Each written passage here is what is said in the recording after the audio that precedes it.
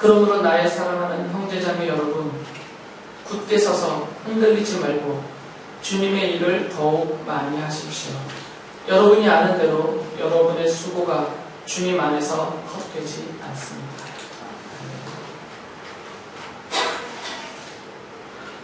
제가 지금 성경이 무엇을 말하고 있는지를 큰 주제를 따라서 쭉 말씀을 드리고 있는 중입니다. 한 번 더 복습을 해야 되겠죠. 다 까먹었을 테니까. 성경에 많은 이야기가 나오지만 그 중에서 가장 중요한 것만 이렇게 함축을 하면 성경은 뭐라고 했죠? 하나님의 언약이라고 했죠. 하나님의 약속의 말씀. 그러면 이 성경이 약속하고 있는 이 하나님의 언약, 그 약속의 내용은 이 얘기 저희가 성경에 많이 나오지만 합치면 결국 이 말이거든요. 뭐에 대한 약속이라고 했죠? 죄인들의 죄를 용서하시고 구원하시겠다라는 약속이에요. 이게 창세기부터 계시록까지 전체 하나님의 약속을 줄여서 한 말입니다. 그리고 이 약속보다 더 중요한 것은 이 약속이 공수표가 되지 않도록 그 약속을 성취하고 완성하는 게 훨씬 더 중요한 것인데, 죄인들의 죄를 용서하시고 구원하시겠다는 이 하나님의 약속, 하나님은 이것을 어떻게 성취하신다고 했어요? 그리스도의 피로. 그래서 성경에 나오는 이 그리스도의 피를 가리키는 예언들이 창세기부터 쭉 나온다고 했죠. 그리고 그것의 실체가 십자가에서 흘리신 그리스도의 보혈로 드러나고 완성이 됩니다. 그래서 이 하나님의 언약이 하나님의 뜻 안에서 의도하신 대로 작정과 성 속에서 그리스도의 피로 완성이 되는데, 성도들인 우리들은 죄 용서함 받고 구원받은 성도들은 뭐라고 불렀어요? 언약의 상속자. 한쪽은 잘 기억을 하시는 것 같아요. 한쪽 파트가. 언약의 상속자라고 성경이 말을 했어요. 그래서 이 상속자라면 물려받을 유산이 있다. 성경에는 유업이라고도 표현되는데 기업이라고도 하고 유산이 있는 거죠.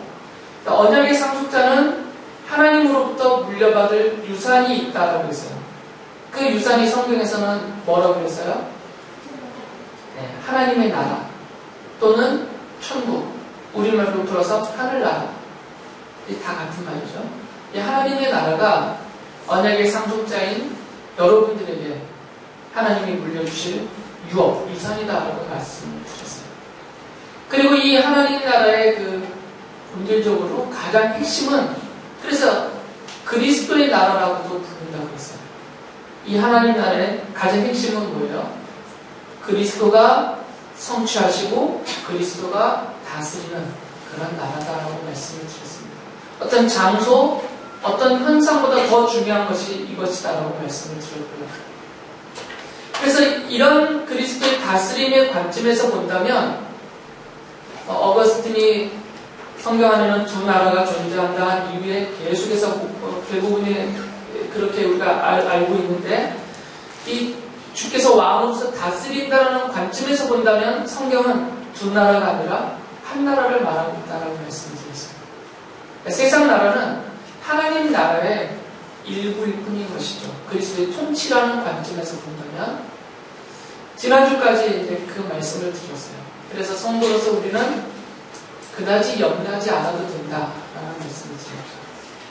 세상 나라가 우리를 두렵게 하고 우리를 아프게 하고 힘들게 하지만 결국 세상 나라와 그 중심에 있는 사탄의 세력 또한 하나님 나라, 그리스도의 나라의 그 통치 아래서 지배당하고 있기 때문에 결국 이 모든 것을 작정하신 대로 주님께서 우리를 이끌어 가신다라는 말씀을 드렸어요. 위로가 됐어야 되는데 얼마큼이나 이 말씀이 위로가 되고 힘이 되셨는지는 모르겠습니다. 오늘은 이제 그 하나님 나라의 두 가지 양상에 대해서 말씀을 드리려고요. 성경을 보면 예수님이 직접 하신 말씀 중에도 그렇습니다. 이 하나님의 나라는 이미 왔다. 우리가 살고 있는 이 세상에 하나님의 나라는 이미 임하였다.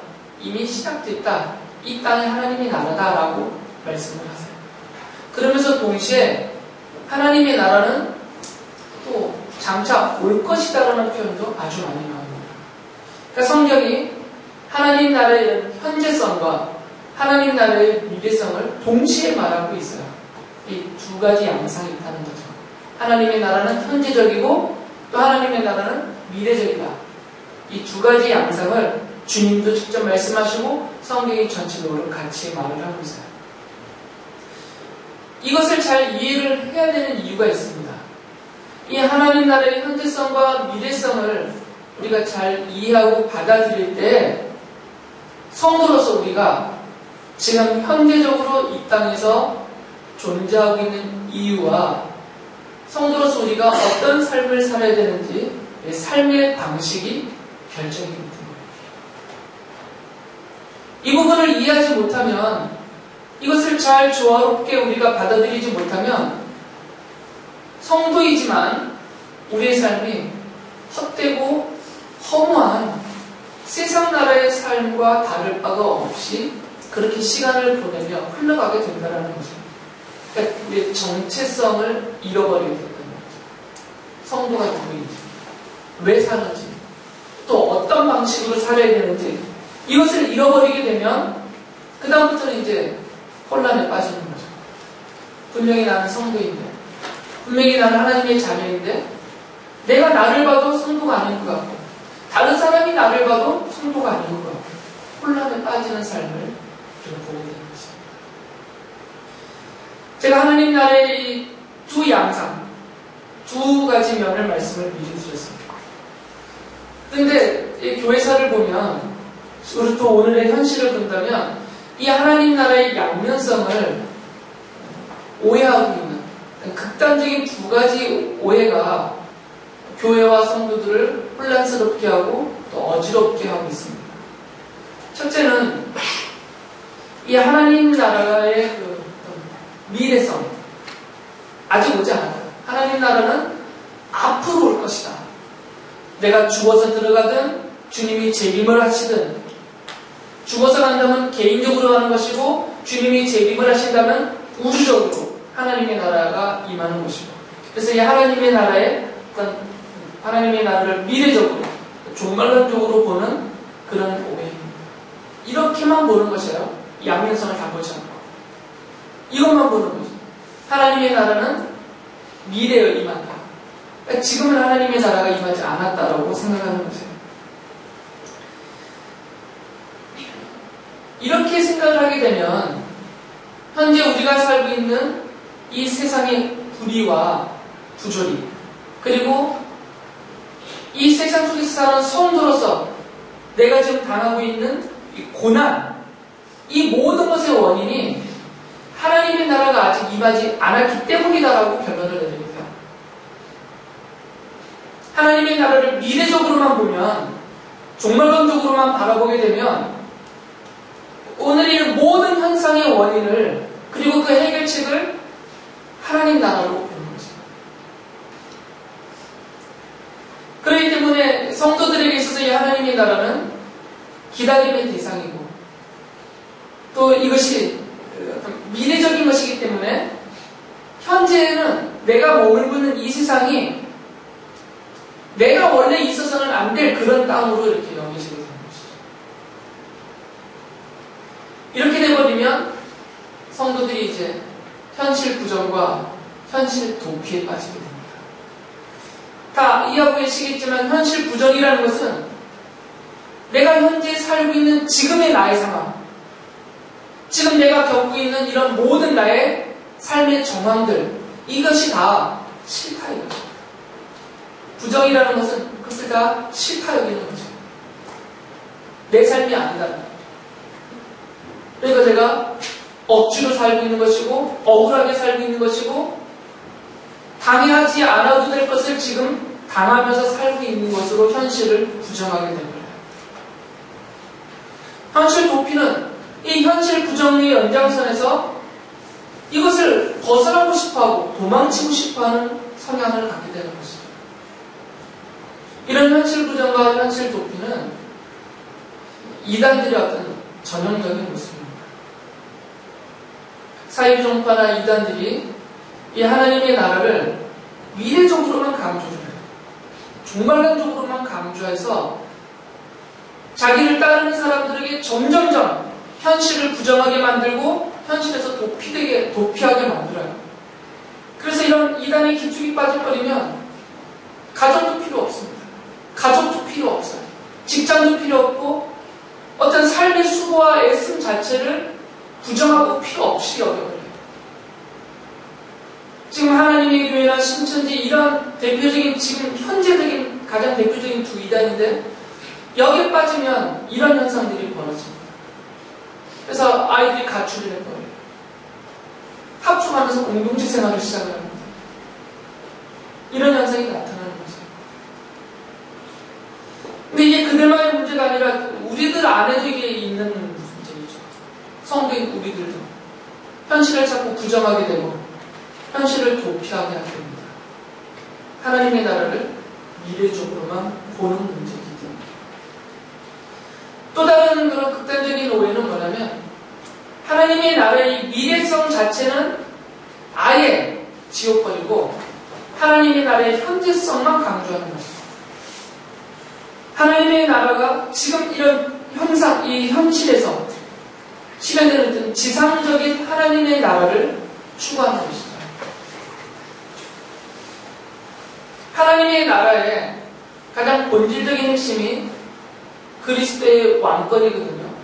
그리스도가 왕으로 통치하시는 것이고 성도는 그리스도와 더불어서 왕노릇하는 것입니다.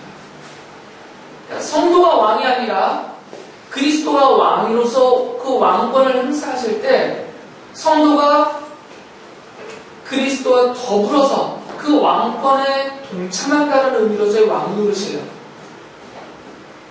우리는 왕이 아닙니다.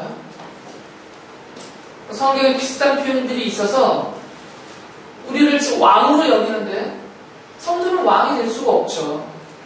하나님의 자녀들은 영원한 하나님의 백성이에요. 왕권에 동참만 하지만 우리가 왕권의 주체가 될 수는 없습니다. 그 주체는 오직 그리스도밖에 없어요.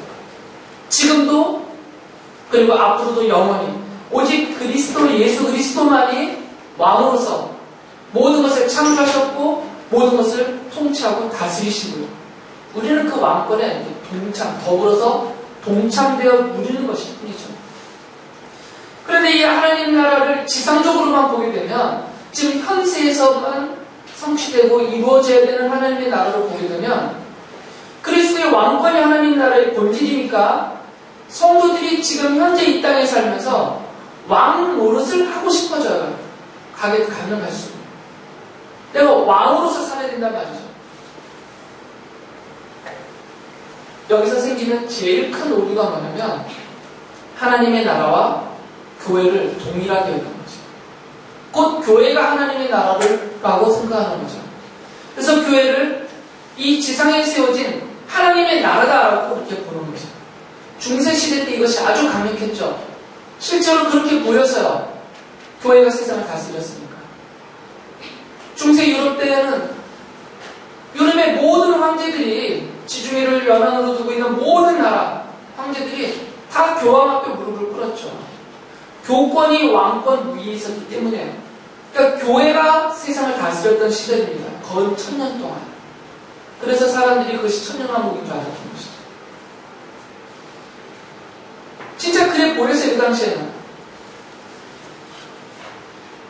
교황이 황제를 인정하지 않으면 황제의 권위를 누릴 수가 없었어요.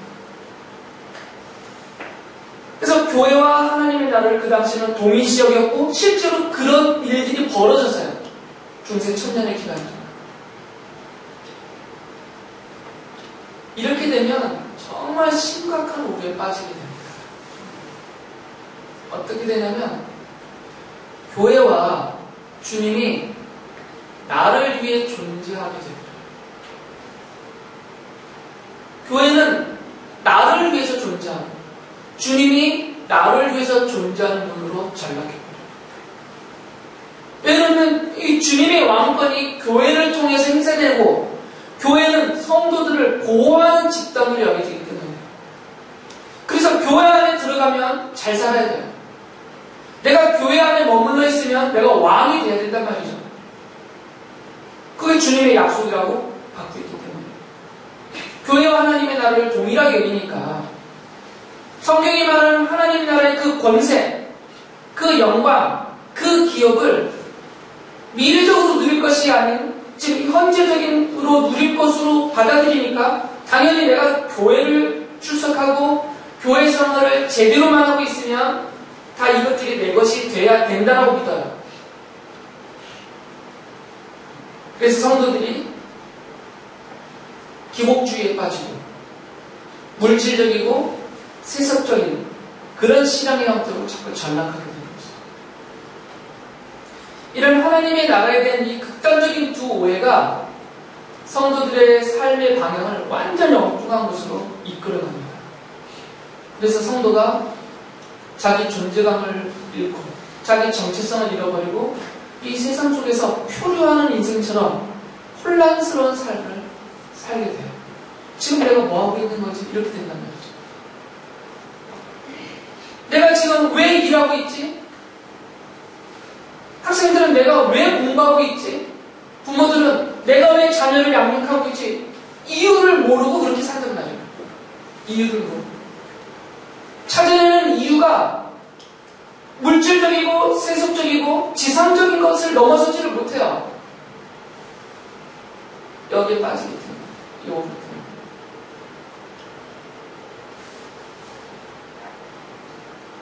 여러분을 제가 무시하는 말씀은 아닙니다. 이미 이 부분을 넘어선 분이 계시기 때문에 제가 안심하고 말씀을 드려요. 그러나 아직 충분한 이해가 안 되신 분들은 사실 이 혼란스러운 가운데 현재적으로 있어요. 그래서 오늘 이것을 더 말씀을 드리려고 하는 거죠. 성경은 어느 한쪽만을 강조하지 않습니다. 하나님의 나라를 앞으로 올 것이다만 말하지 않아요. 그러니까 미래적인 하나님의 나라만 성경이 말하지 않습니다. 또한 성경은 현세적인 하나님의 나라만도 말하지 않아요. 처음에 제가 말씀드렸던 것처럼 성경은 또 주님은 이 양면성을 다 말씀을 하고 있어요. 하나님의 나라는 이미 왔다. 또 하나님의 나라는 장차 올 것이다. 이 두 가지가 성경이 동시적으로 말하고 있는 거죠. 우리는 이 두 가지를 잘 조화롭게 이해를 해야 된다는 것이죠. 그래야만 현재적인 하나님의 나라와 미래적인 하나님의 나라 이 사이에서 성도로서 내가 왜 살고 있는지 또 나는 어떻게 살아야 되는지 이런 삶의 존재 이유와 방식이 규정이 되고 우리가 그렇게 살아나갈 수가 있기 때문에 그래서 종합을 하면 성경에서 말하는 하나님의 나라는 현재적이며 미래적이다 하고 이렇게 말할 수밖에 없는 거죠. 성경이 그렇게 말하고 있습니다. 말씀드린 것들이 하나님 나라의 그 본질적인 핵심은 그리스도의 통치에 있습니다. 하나님이 그리스도께서 다스리신다는 거죠. 이 통치의 개념과 통치의 관점에서 본다면 하나님의 나라는 언제나 현재적이에요. 창조 때도 그렇고 지금도 그렇고 요한계시록이 말하고 있는 장래에도 마찬가지입니다. 통치의 관점에서만 보면 그렇다는 거죠. 이것은 지난주에 설교할 때 이미 말씀을 드렸습니다. 그리스도가 왕으로서 다스리는 것은 미래적인 완성된 통치를 말하지 않습니다. 그리스도께서는 창조주이시기 때문에 그 창조하신 때부터 이미 그리스도의 통치는 시작이 된 것입니다.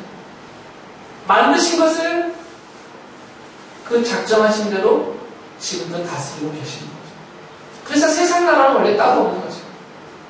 하나의 모서일 뿐이죠. 하나님의 나라를 구성하고 있는. 이 통치 관점에서만 보면 그렇다는 거죠. 창세기를 봐도 창세기의 모든 것은 그리스도의 다스림 안에 있습니다. 역사서를 봐도 복음서를 봐도 그리고 계시록 미래를 가리키고 있는 계시록을 봐도 어느 구절, 어느 상황, 어느 사건에서든지 간에 늘 그리스도가 왕으로서 그것을 다스리고 계십니다. 그래서 이런 그리스도의 통치의 개념에서는 하나님의 나라는 언제나 현지적인 것입니다. 지금도 예외가 아닙니다. 세상 나라의 왕들이 세상을 다스린 것 같고 그 그 배후에서 모든 것을 조종하고 있는 사탄이 세상의 주인이 되어서 이 세상 나라를 다스리고 있는 것 같고, 우리도 그 세상 속에 살고 있기 때문에 여전히 세상 나라의 통치자들의 다스림과 그것을 주장하는 사탄의 다스림 속에 굴복하고 있는 것 같아 보이지만 그렇지가 않다는 거죠. 이거는 성경을 완전히 잘못되게 보는 거죠. 그리스도의 통치는 사탄의 통치와 대등하거나 그 아래에 머물지 않아요. 그 모든 것 위에서 다스리고 계시는 왕이시기 때문입니다. 지난주에 말씀드린 대로 그리스도가 허락하지 않으면 세상 나라와 사탄의 세력은 성도들의 몸에 대한 털 하나도 건들 수가 없습니다.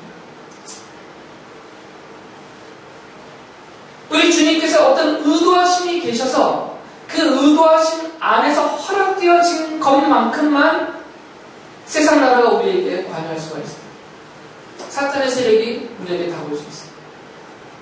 주님이 허락하심이 없으면 안 되는 것들이었어요. 그리스도가 통치하고 계시기 때문에,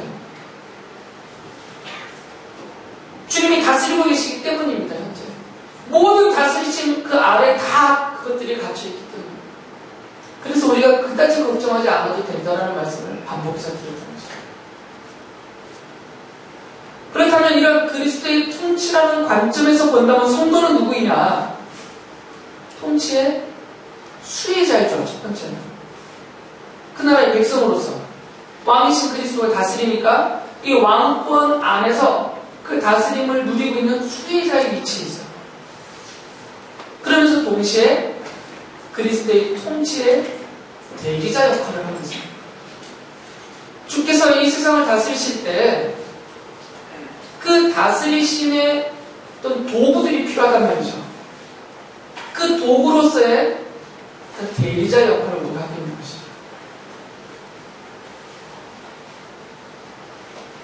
여기서 그리스도의 이 다스림을 세상 나라의 다스림과 같은 개념으로 보니까 이해가 안 되는 거죠.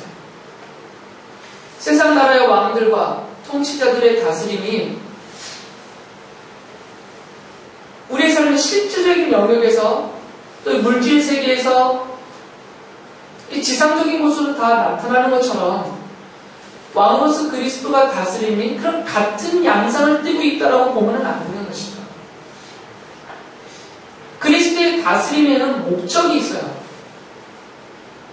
그냥 책임으로 내가 만들었으니까 내가 다스려야 된다는 이런 어떤 책임 때문에 다스리는 게 아니라 주님이 왕으로서 다스리는 것에는 목적이 있습니다. 왜 왕권을 행사하시는지 분명한 목적이 있어요. 그 목적에 국한되어져서 그 목적에 집중되어서 그리스도의 통치는 행사가 되고 있어요. 그리스도가 다스리시는 예수 그리스도께서 통치하시는 그 통치 목적이 뭐겠습니까?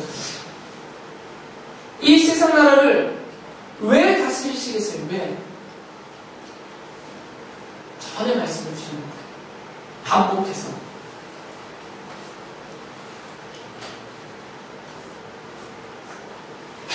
영혼들을 살려내는 것이죠. 죄로 인하여서 죽은 영혼들을 살려내는 것에 있습니다. 그들을 하나님의 백성 되게 하는 것에 있어요.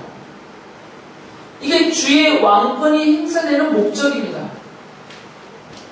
교회를 세우시는 것, 그리고 성도들을 세우시는 것, 이들을 통치의 대리자로 행사하셔서 하시고자 하시는 그 이유, 목적은 뭐냐면 죽은 영혼들을 살려내서 하나님 나라의 백성이 되게 하는 것에 있어요. 그리고 이 과정을 통해서 그리스도의 영광이 드러나는 것에 있습니다. 최종적으로. 방법적으로는 영혼들을 구원하여 살려내는 것에 있고 하나님의 언약의 실천으로 이 방법을 통해서 최종적으로는 그것을 모든 것을 이루시는 왕으로서 이루시는 그리스도의 영광이 온전히 드러나고 높임을 받는 것에 있습니다. 이것이 그리스도의 왕권의 행사, 통치의 목적이란 말이죠. 세상 나라의 통치와는 다른 방향이에요. 그러니까 드러나는 양상도 다를 수밖에 없죠. 세상 나라의 통치자들은 땅을 위해서 다스립니다. 돈을 위해서 다스립니다. 권세와 권력을 위해서 다스려요. 이 지상적인 목적입니다. 그러나 그리스도는 왕으로서 이것들에 별로 관심이 없으세요. 하나님 나라로서의 통치이기 때문에 영혼을 구원하여서 하나님의 백성 되게 하는 것에 집중되어 있다는 말이죠. 그렇다면 이 통치의 대리자로서 교회와 성도들 또한 그 용도로서 주로 사용된다는 거죠. 주님이 쓰실 때는. 주님이 이 목적을 위해서 쓰시기 위하여서 교회와 성도들에게 권세도 주시고 기업도 주시고 능력도 주시고 필요하면 물질도 주시는 것이에요. 이 목적 때문에. 이 통치의 목적 때문에. 세상 나라와는 전혀 다른 양상이에요. 그래서 성도들의 기대하는 것과는 많이 다릅니다. 주님이 다스리시는 것이 약해서가 아닙니다. 주의 통치가 사단보다 못해서가 아니에요. 이 세상 나라의 통치자들보다 주님의 능력이 약해서가 절대로 아니에요. 하나님 나라의 왕으로서 주님의 다스리심이 미국의 대통령 오바마보다도 못해서가 아니란 말이죠. 목적이 다릅니다. 그 목적으로 인해서 방향과 드러나는 양상이 다르기 때문에. 그래서 우리가 기대하는 것과는 다르게 드러나요. 아까 극단적인 오해를 말씀드릴 때 하나님의 나라를 이제 지상적인 것으로만 볼 때, 현세적으로 것으로만 볼 때 성도들이 교회와 하나님 나라를 동일시 여기고 자기 자신을 그 하나님 나라의 왕으로서 왕노릇 해야 된다라고 오해한다라고 말씀드렸어요. 우리도 어느 정도 이 오해 속에서 살고 있거든요. 그러니까 내가 교회에 나오면 내가 하나님의 백성으로서 하나님을 잘 믿으면 그럼 수줍게 내가 왕은 아니더라도 국무총리 정도 좀 더 약하면 뭐 장관 정도 그 정도의 어떤 권세와 삶을 누려야 된다라는 당위성을 스스로 나도 모르게 갖게 돼요. 그러니까 내가 교회에 나오는데 왜 잘 안 될까? 내가 기도하고 있는데 왜 잘 안 될까? 내가 이렇게 열심히 주를 믿고 봉사하고 섬기고 전도도 하고 내가 이렇게 믿음으로 신앙으로 애를 쓰는데 왜 잘 안 될까? 그것은 자꾸 이쪽으로만 보기 때문이에요. 이 세상 나라의 통치의 양상으로만 보기 때문이에요. 주님은 지금 이쪽에서 일하고 계시는 거예요. 이것은 수단으로 쓰실 뿐인데 필요할 때만 쓰시는 거거든요. 근데 우리는 이것이 전부라고 보고 이쪽만 찾고 기대하고 바라보고 있어요. 그러니까 안 맞는 거예요. 이게 지금 동일하지가 않거든요. 하나님의 나라와 이 세상 나라는 동일하지가 않습니다. 그러니까 다를 수밖에 없는 것이고 이 중간에 서게 되면 이것이 갈등과 혼란과 심지어는 이것 때문에 고통과 낙심이 되는 거죠. 중간에 서 있으면 안 되는 거죠. 이쪽으로 돌이켜야 됩니다. 이렇게 되려면 하나님 나라의 미래성을 알아야 돼요. 이게 조화가 되어야 됩니다. 하나님 나라의 그 미래성을 생각하지 않으면 우리는 자꾸 이 현세적인 세상 나라로만 하나님의 나라를 바라보고 이쪽으로 치우치게 되는 거죠.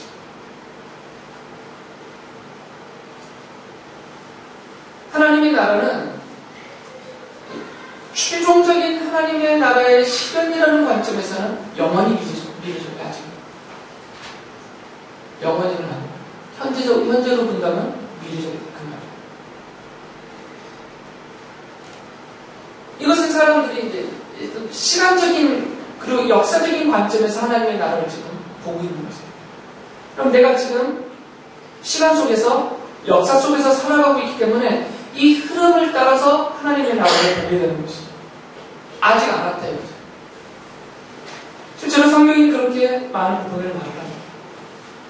그래서 우리가 살고 있는 이 현재를 하나님의 나라가 최종적으로 완성되는 그 시점까지 도달해야 되는 과정으로 보는 것이죠. 이 두 가지가 조화가 될 때 제가 처음에 말씀드린 대로 내가 누구인지, 성도로서 내가 누구인지를 바로 이해할 수가 있습니다.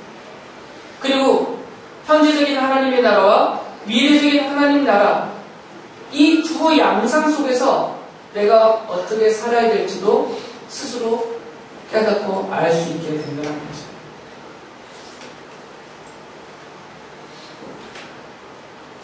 그래서 이것을 종합하면 이렇게 결론을 내릴 수가 있습니다. 성도는 하나님 나라 안에서 살고 있습니다. 이렇게 말하는 것이 가장 맞아요. 성도는 지금 아직 하나님의 나라가 오지 않았기 때문에 그 나라를 기다리며 살고 있다고 말해도 틀리고, 또 성도는 이미 하나님의 나라가 왔기 때문에 이미 이루어진 하나님의 나라 안에서 이 하나님 나라 속에서 그렇게 왕노릇하고 있습니다라고 말해도 안 돼요. 두 가지를 합쳐서 성도는 하나님 나라 안에서 살고 있습니다. 이렇게 말을 해야 되는 것이죠. 요한계시록에 묘사되어져 있는 하나님의 나라, 최종적인 하나님 나라의 그 모습이, 죄송한 표현이지만 되게 유치해요.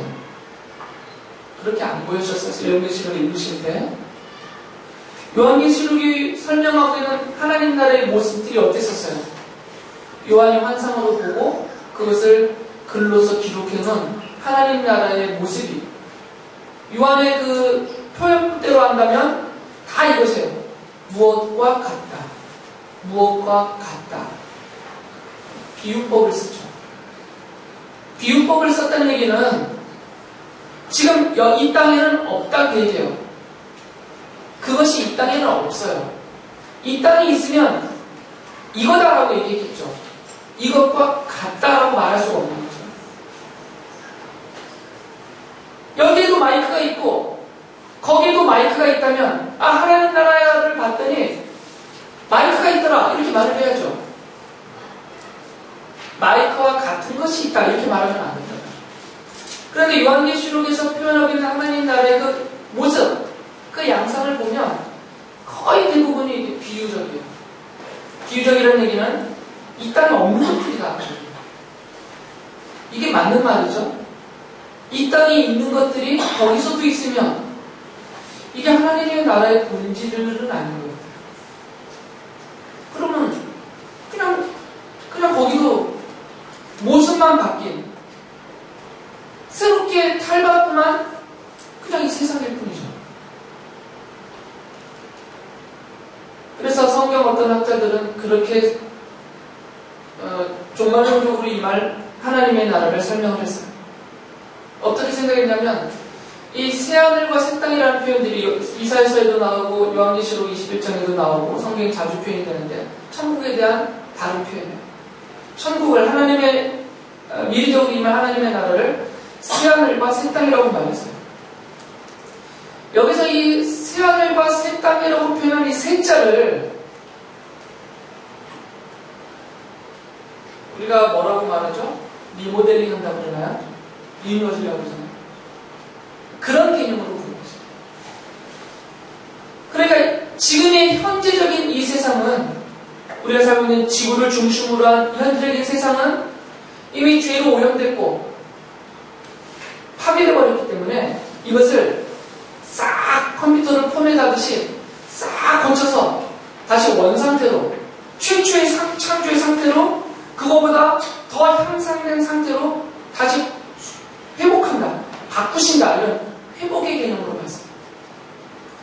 그래서 종말론적인 하나님의 나라를 회복의 개념으로 본 거죠. 사람도 회복이 되고 만물도 다 회복이 되는 거죠. 에덴 동산이 보여주고 있던 그것보다 더 뛰어난 형상 상태로. 근데 그렇게 봐버리면 다를 게 그다지 없어요. 하나님의 나라를 물질적인, 세상적인 그런 요소로만 보게 되는 것이죠. 그렇게 봐버려요.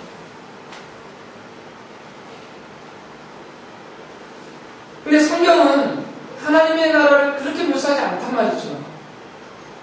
요한계시록이든 이사야서든 또 복음서에서 주님이 직접 말씀하시든 아니면 바울사도가 직접 보고 왔다라고 하는 내용들이든 이런 것들을 다 살펴보면 하나님의 나라가 전혀 우리가 알고 있는 것을 알고 있는 그런 나라가 아니에요. 우리가 알고 있는 것이 아니란 말이죠.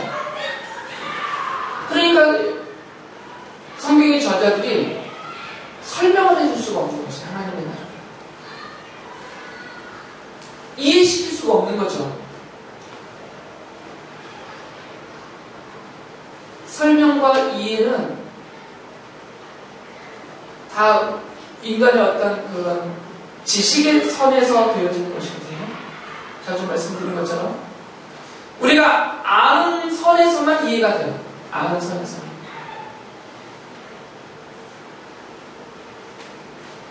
우리가 모르고 있는 것은 아무리 설명해도 완전한 이해가 안 됩니다.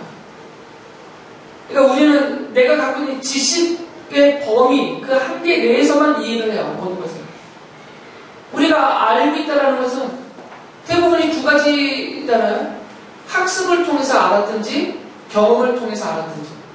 이 학습과 경험을 통해서 형성된 나의 지식이라는 그 틀, 요걸 못 벗어나요. 어느 인간도.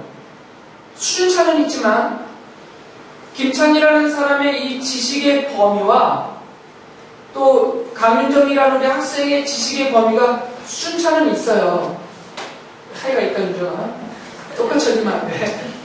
차이가 있을 수밖에 없는 것은 우리가 배운 게 다르고 경험한 게 다르기 때문에. 제가 훨씬 더 많잖아요. 잘 배워도 못 배웠던 거예요. 그러니까 수적인 차이는 있지만 결국 인간 개개인은 자기의 이런 형성된 지식의 틀 안에서만 이해가 돼요. 그리고 받아들일 수가 있어요. 하나님의 나라를 우리의 이 지식의 한계 범위에 대해서 설명 못한다는 얘기는 우리가 학습을 얻을 수도 없고 경험하여 얻을 수 있는 것이 아니다 말이에요. 그래서 넘어서 있는 것이다. 하나님의 나라의 초월성을 말하죠. 그러니까 이 하나님의 나라를 현재 우리가 살고 있는 현 상황에 이 세상의 것에다가 투영해서 동일시하면 안 된다는 거예요. 이렇게 동일시해서 이것이 지금 어떻게든 보여지고 이루어지고 나타나야 되는 것으로 기대해버리면 전혀 다른 하나님의 나라를 보게 되는 거죠. 그래서 성경이 하나님의 나라에 대해서 잘 설명을 못해요. 성경의 저자들이 할 수가 없기 때문에. 할 수가 없었어요. 그것은 그분들의 문제라기보다 우리들의 문제입니다. 우리가 이해할 수 없기 때문에. 그래서 성경은 하나님의 나라에 대해서 말할 때는 늘 다른 방법을 취하지 않습니다. 한 가지 방법밖에 취하지 않아요. 뭐겠어요? 믿음이죠. 아예 하나님이 택하시고 부르신 하나님의 백성들에게 아예 그냥 세상에서는 찾을 수 없는 하늘로부터 온 믿음을 넣어버리세요. 이 믿음은 하늘에서 온 믿음입니다. 하나님으로부터 여러분에게 주어지는 믿음이에요. 학습과 경험에서 생겨나는 믿음이 아닙니다. 학습과 경험에서 생겨나는 믿음들은 과학적이고 합리적이고 논리적인 틀에만 머물러요. 그런데 하늘로부터 온 믿음, 하나님이 주시는 그 믿음은 이건 이 세상의 것이 아니니까 하나님의 창조가 믿어져요. 하나님의 나라가 믿어져요. 별 설명을 안 해도 논리적으로는 엉성하고 전혀 합리성도 없어 보이고 비과학적으로 보이는 그것들이 전혀 의심되지 않고 그냥 다 받아들여지는 거예요. 다 이해가 돼요. 그냥 의심이 안 된다는 얘기는 이해가 된다는 얘기잖아요. 설명하라면 못하지만 우리 꼬맹이 아이들이 자기 엄마 아빠를 다 알아요. 믿어요. 믿고 있어요. 민혁이가 10년이 성도가 자기 엄마라는 걸 완전히 믿고 있어요. 완전히. 믿음의 근거를 말하면 아무것도 없는데 애가 뭐 유전자 검사 이런 거 알겠어요? 지금 그 수준에? 이 엄마가 내 엄마라는 것을 설명은 못해. 근데 요만큼도 의심을 안 해요. 완전한 믿음이 있는 거죠. 우리는 하나님의 나라를 설명하지 못합니다. 저도 설명 못해요. 성경이 말해주는 그 부분밖에 말 못해요. 이게 요만큼이에요. 근데 믿어요. 의심되지 않아요. 하나님 나라. 우리는 하나님을 설명하지 못합니다. 우리의 설명으로 저 교회 바깥에 있는 분들을 설득할 수 있다는 것은 착각이에요. 전혀 설득되지 않습니다. 어떤 성경적인 근거와 논리와 성서 고고학적인 증거들을 제시해도 전혀 설득이 안 돼요. 설득될 수가 없어요. 이것은 다른 것이기 때문에. 그런데 하나님이 아예 우리 안에 이것이 요만큼도 의심되지 않는 믿음을 아예 넣어버리셔서 이 부분을 해결해 버렸어요. 이 하나님의 나라에 대해서, 그리고 하나님에 대해서.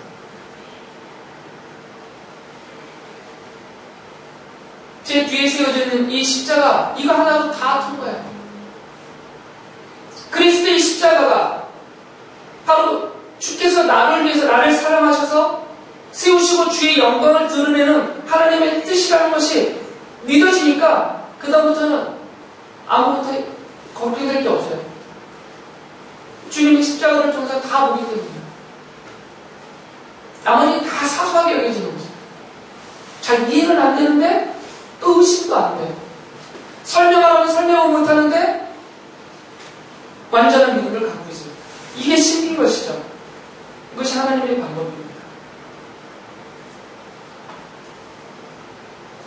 그래서 여러분이 저에게 자꾸 설명을 요구하면 저도 난감해요.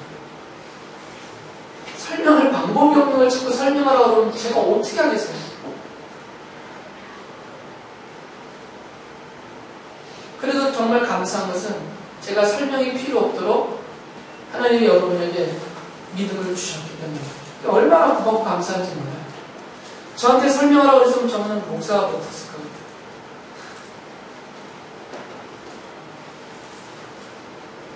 여기서 성도가 누구인지가 나타나는 것입니다.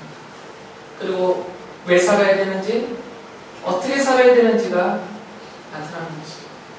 미래적으로는 최종적인 하나님의 나라를 바라보면서, 그리고 현재적으로는 이 하나님 나라 안에서 그리스도의 통치 안에서 그 통치의 대리자로서, 수혜자로서 그렇게 우리가 존재하고 있고 그렇게 살아야 되는 것입니다.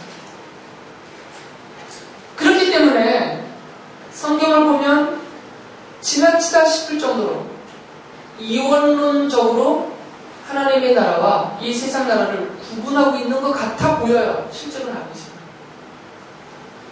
이렇게 억지로 구분시키시는 이유가 있어요.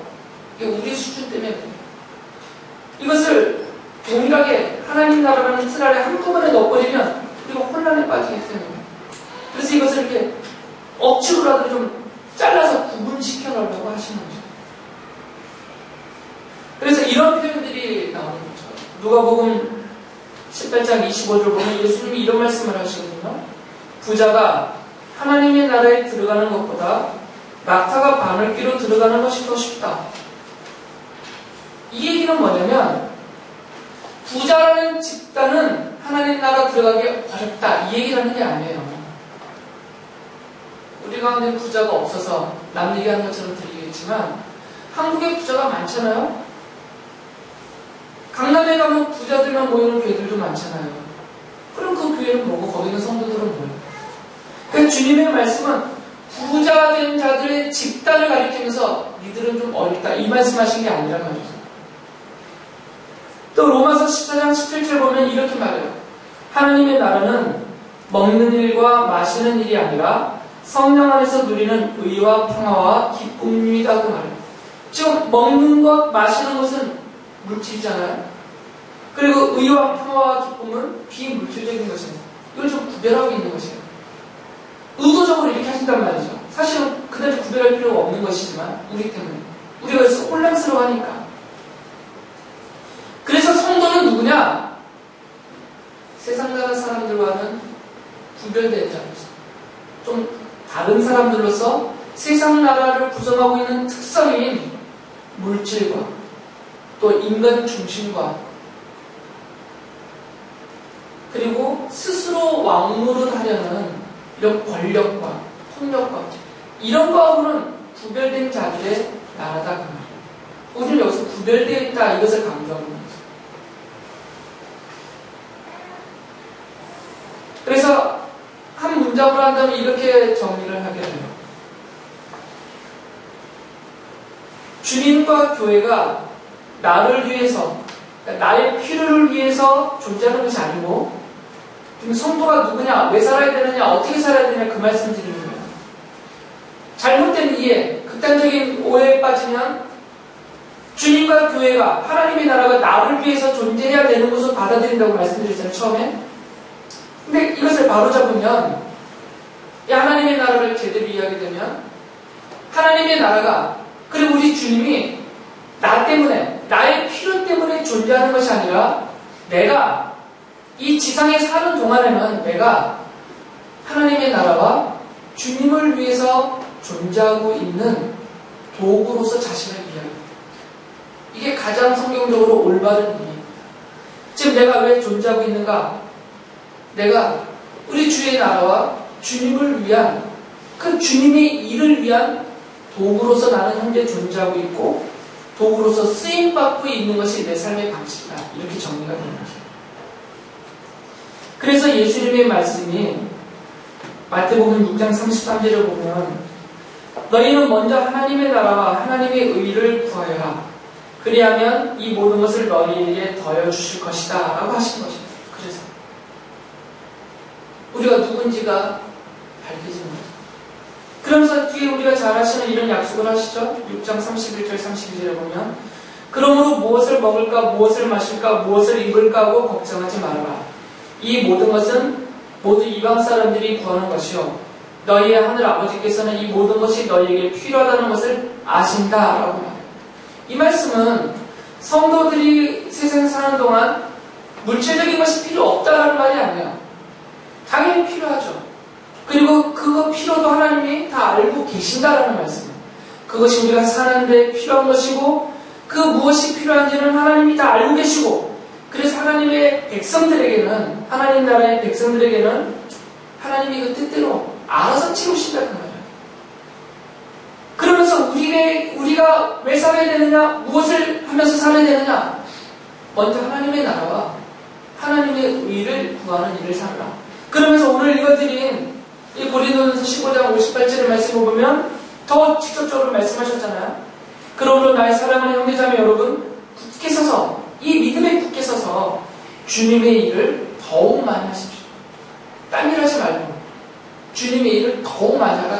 지금도 하고 계시지만 그러면 여러분이 아는 대로 여러분의 수고가 주님 안에서 헛되지 않습니다. 그러니까 헛된 일하는 게 아니다 그 얘기예요. 반대로 세상 나라와 관계된 일을 해버리면 이것은 헛되다 그 말이에요.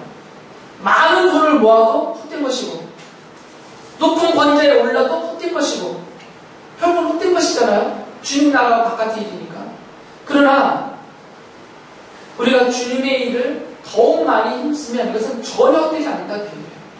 그리고 이 주님의 일의 핵심은 아까 말씀드린 대로 그리스도의 통치 목적대로 영혼을 살려내서 하나님의 백성이 되게 하는 것과 내가 그 일의 도구로서 쓰임받는 삶의 방식대로 살아가는 것 이것입니다. 이게 하나님의 나라의 일입니다. 주님의 일이에요. 이 일을 힘쓰라라고 말씀하신 것입니다. 그러니 성도들은 이 세상 나라의 사람들이 세상의 것을 얻으려고 애쓰는 것과 같이 그렇게 살지 말라는 것입니다. 출애굽 때 하나님이 택하시고 불러내신 하나님의 백성은 하나님이 알아서 더 먹이셨어요. 40년 동안. 이것은 하나의 예표입니다. 하나님이 여러분은 알아서 먹었어요.